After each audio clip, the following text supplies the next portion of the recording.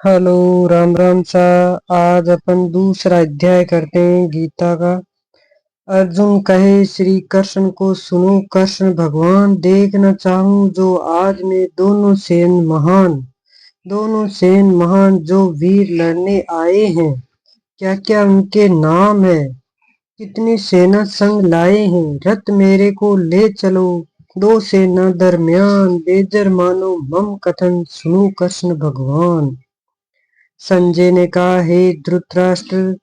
जब श्री कृष्ण व्याकुल चित्त अर्जुन से बोले, हे अर्जुन, अनार्य के सेवन करने से योग्य अपयश कारण मोह इस समय तुम्हारे मन में कहाँ से आया। तुम कायर मत बनो, शोभा नहीं देता। तुम हृदय की दुर्बलता को त्याग कर युद्ध के निमित्त खड़े हो जाओ।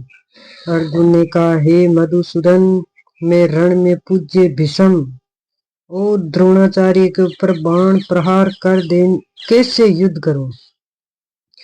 गुरुजनों को मारकर उनके रक्त से सने भोगों को कैसे भोगूंगा। हम नहीं जानते कि संग्राम में हम दोनों में से कौन जीतेगा। यदि हम जान भी ले तो भी जिनको मार करके जीवित रहना नहीं चाहते। वहीं धृतराष्ट्र के पुत्र हमारे सामने प्रस्तुत है। मैं आपसे पूछता हूँ, जिससे निश्चय करके मेरा भला हो वो मुझे समझा कर कहिए, क्योंकि मैं आपका शिष्य हूँ। मुझे शिक्षा दीजिए। मुझे पृथ्वी का निष्कंटक राज्य मिल जाए और देवताओं का भी आधिपत्य मिल जाए तो भी मैं ऐसा कोई उपाय नहीं दिखता कि जो मेरी इंद्रियों के शोक को दूर कर सके। हे गोविंद, मैं युद्ध नहीं करूंगा। यह कहकर अर्जुन चुप हो गया। संजय बोला, हे राजन, दोनों सेनाओं के मध्य में खिन्न होकर बैठे अर्जुन से श्री कृष्ण ने ये वचन कहे, अर्जुन, जिनके लिए शोक नहीं करना चाहिए तू उनके लिए शोक करता है। पंडितों के से वचन तो कहता है, परंतु पंडित लोग न मरों का शोक करते हैं न जीवितों का। ये बात असंभव है कि मैं पहले न था, तुम न थे और ये राजा भी नहीं थे और इसके बाद नहीं रहेंगे। जैसे देहधारियों की इस देह को लड़कपन, जवानी, बुढ़ापा ये अवस्था होती है, तैसे ही मृत्यु के बाद दूसरी देह की भी होती है। इसलिए पंडित लोग मोह को प्राप्त नहीं होते। हे नरश्रेष्ठ, सुख दुख को सम्मान मानने वाले, जिस वीर पुरुष को ये ब्रह्मा पदार्थ क्लेश नहीं देते वह मोक्ष पाने का अधिकार है। असत वस्तु का तो अस्तित्व नहीं है और सत का अभाव नहीं है। इस प्रकार इन दोनों को ही तत्व ज्ञानी पुरुषों ने देखा है, जिससे सारा संसार व्याप्त है। उनको अविनाशी जानो, क्योंकि इस नाश को रहित आत्मा का विनाश करने में कोई समर्थ नहीं है। अतएव हे भारत, तुम युद्ध करो। जो पुरुष इस आत्मा को मारने वाला तथा जो मरने वाले मानते हैं वे दोनों ही ज्ञानी नहीं है, क्योंकि यह आत्मा न मरती है न मारती है। आत्मा न कभी जन्मी है न कभी मृत्यु को प्राप्त होगी। नष्ट होने पर भी यह नाशा को प्राप्त नहीं होती। जो पुरुष इस आत्मा को नित्य, अविनाशी, निर्विकार, अजन्मा जानता है वह किसको घात करेगा, किसको मारेगा।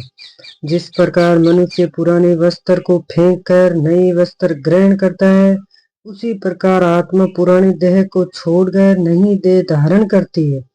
आत्मा को शस्त्र नहीं काटता, अग्नि नहीं जला सकती, जल भिगो नहीं सकता। यह अविनाशी, सर्वव्यापी, स्थिर, अचल, सनातन है। इन इंद्रियों से जानी नहीं जा सकती, यह कल्पना से परे है। इसलिए ऐसा जानते हुए तुम्हें शोक करना उचित नहीं है। हे महाबाहो, यदि तुम इस आत्मा को नित्य जन्म लेने और नित्य मरने वाली मानते हो तो भी तुमको शोक करना नहीं चाहिए, क्योंकि जो जन्म है उसकी मृत्यु है और जिसकी मृत्यु उसका जन्म निश्चय है। अतएव जो बात अनिवार्य है उसके लिए सोच करना व्यर्थ है। जन्म लेने से पहले क्या था किसी को मालूम नहीं है, फिर मरने के पीछे क्या होगा कोई नहीं जानता। ऐसी दशा में किसी बात का सोच करना क्या तो उचित है? इस कारण जब प्राणियों के विषय तुमको सोच करना उचित नहीं है, अपने धर्म को भी सोचकर तुमको घबराना उचित नहीं है, क्योंकि क्षत्रियों को धर्म पूर्व युद्ध से और कुछ भला करने वाला नहीं है। हे पार्थ, बिना इच्छा किए स्वर्ग का द्वार रूप ये युद्ध तुमको स्वतः प्राप्त हुआ है। ऐसा शुभ अवसर भाग्यवान क्षत्रियों को ही नहीं मिलता। यदि तुम अपने धर्म के अनुसार इस संग्राम को न करोगे तो अपना धर्म और बड़ाई खो बैठोगे। सब लोग सदा तुम्हारी अपकीर्ति करेंगे। प्रतिष्ठा वाले पुरुषों के लिए अपयश का होना मृत्यु से भी बढ़कर है। ये महारथी समझेंगे कि अर्जुन डर का संग्राम से हट गया। अब तक जो लोग तुम्हारा मान करते थे वो अपयश करेंगे। शत्रु लोग तुम्हारे पराक्रम की निंदा करते हुए अनेक प्रकार के दुर्वचन कहेंगे। उससे बढ़कर दुख तुमको और क्या होगा? यदि तुम युद्ध में नष्ट हो गए तो स्वर्ग को सुख भोगेंगे। जीतने पर पृथ्वी तल पर राज्य करोगे। इसलिए युद्ध के निमित्त दृढ़ प्रतिज्ञ होकर खड़े हो जाओ। सुख दुख लाभ हानि जय पराजय को सम्मान समझकर लड़ने के लिए तैयार हो जाओ। ऐसा करने से तुम पाप को प्राप्त नहीं होगे। हे पार्थ, ये ज्ञान उपदेश ज्ञान योग के विषय में तुमसे कहा गया। अब निष्काम कर्म योग के विषय में सुन। जिस ज्ञान को पाकर कर्म बंधन से तेरी मुक्ति होगी। कर्म योग मार्ग एक बार प्रारंभ किए बिना कर्म का नाश नहीं होता। विधन पड़ने पर भी सुख फल होता है। इस कर्म का केवल प्रारंभ ही संसार के भय से छुड़ाकर पूर्ण ब्रह्मा प्राप्त करता है। निश्चय करने वाली बुद्धि इस निष्काम कर्म में एक ही है और कामना वाले पुरुषों की बुद्धि एकाग्र नहीं रहती। हे अर्जुन, अज्ञानी उस पुष्पिता वाणी को ही स्वर्ग सुख से बढ़कर कुछ नहीं समझते। स्वर्ग सुख को ही उत्तम पुरुषार्थ समझते हैं। उनको कामना से चित्त व्याकुल होने के कारण निश्चयात्मक बुद्धि मोक्ष साधन की नहीं उत्पत्ति होती, कारण कि उनका चित्त भोगादि में सदैव निमग्न रहता है। जिन मनुष्यों का चित्त इस प्रकार मोहलिप्त है और जिनकी आसक्ति भोग विलास ऐश्वर्य में है, ऐसे पुरुषों के अंतकरण में निश्चयात्मक बुद्धि नहीं होती। हे अर्जुन, अनेक जलाशयों में मनुष्य का कार्य सिद्ध नहीं होता। बड़े जलाशयों से वह सब प्रयोजन अनायास की सिद्धि हो जाती है। उसी प्रकार संपूर्ण वेदों में कहा हुआ काम कर्मों का फल ब्रह्म में भक्ति करने वाले मनुष्यों को सहज में प्राप्त होते हैं। तुमको केवल धर्म कर्म करना चाहिए। फल तुम्हारे अधिकार में नहीं है। तुम न तो फल की अभिलाषा से काम करोगे न निकम्मे ही रहो। फल की आशा त्याग कर कार्य करने की सफलता को सम्मान मानकर तुम योगस्थ होकर कर्म करो। यही कर्म ज्ञान योग है। बस बुद्धि योग सहित कर्म से अन्य कर्म अंततः हीन है। इसलिए तुम बुद्धि योग का आश्रय ग्रहण करो। फल की इच्छा करने वाले निष्कृष्ट होते हैं। निष्काम कर्म करने वाला पुरुष ईश्वर कृपा से संसार में सकृत तथा दुर्कृत इन दोनों ही को त्याग कर देता है। इसलिए तुम निष्काम कर्म में प्रवृत्त हो। कर्म फल को त्याग कर ही बुद्धि युक्त ज्ञानी पुरुष जन्म बंधन से हटकर मोक्ष को प्राप्त होते हैं।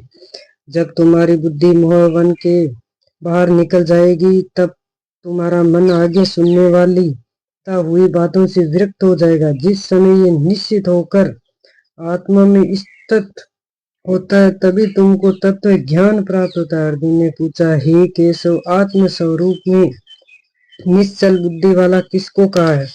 उसके लक्षण क्या है? श्री कृष्ण जी बोले, हे अर्जुन, जो महापुरुष मन की सब कामनाओं को त्याग देता है, अपने आप में प्रसन्न रहता है, निश्चल बुद्धि कहते हैं। दुख में किसके मन को खेद नहीं होता, सुख में किसकी आसक्ति नहीं होती, प्रीति भय क्रोध जिसके जाते रहते हैं, महात्मा स्थिर बुद्धि वाला मुनि कहलाता है।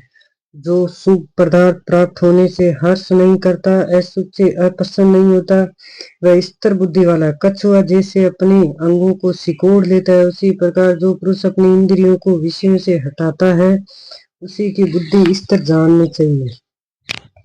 निराहारी पुरुष के विषय घट जाते हैं परंतु विषय में उसकी चाह बनी रहती है। पर ब्रह्म का अनुभव होने पर चाह भी घट जाती है।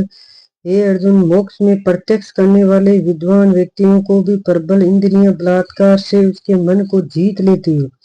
इसलिए सब इंद्रियों को विषय से रोक मेरे विष तक पर हो जाओ। जिससे इंद्रियों को वश में कर लिया उसी की बुद्धि निश्चल है। जो पुरुष विषयों के ध्यान में रहता है उसकी प्रीति हो जाती है। प्रीति होने से कामना होती है, इच्छा के पूर्ण होने से क्रोध की उत्पत्ति होती है, क्रोध से अविवेक होता है, अविवेक से स्मरण शक्ति नष्ट होती है, स्मरण शक्ति के नाश से बुद्धि क्षय होती है।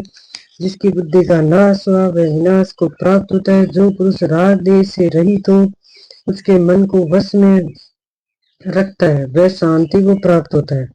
शांति मिलने पर सब दुखों का नाश हो जाता है। प्रसन्न चित्त वाले की बुद्धि निश्चल होती है। जो पुरुष योग युक्त नहीं है उसकी निश्चल बुद्धि उत्पन्न नहीं होती, ईश्वर में भावना नहीं होती। भावना के न होने से शांति प्राप्त नहीं होती। अशांति को सुख कहाँ से मिलेगा? जैसे वायु नाव को जल में खींच ले जाती है उसी प्रकार इंद्रियां उस पुरुष की बुद्धि का नाश कर देती है। इस कारण हे महाबाहु, जिसकी इंद्रियां विषय से सर्वदा रोक ली गई उसकी बुद्धि स्थिर है। जो सब प्राणियों की रात है उसमें संयमी जागता रहता है और प्राणी मात्र जिस समय जागते हैं मुनिवरों की वह रात्रि है। जल से भरे समुद्र में और नदियों का जल भरने पर भी वह अपनी मर्यादा पर रहता है। उसी प्रकार जिस पुरुष में इच्छा के रहने पर भी सब विष भोग प्रवेश नहीं करते उसी को शांति मिलती है। विषयों की इच्छा करने वाले को शांति नहीं मिलती है। जो सब कामनाओं को छोड़कर इच्छा रहित विचारता है वह शांति को प्राप्त होता है। हे पार्थ, ब्रह्म स्थिर है वही है। ऐसी स्थिति मिल जाने पर प्राणी फिर मोह में नहीं फंसता और अंत में निर्वाण ब्रह्म को प्राप्त करता है। जय श्री भगवत गीता की।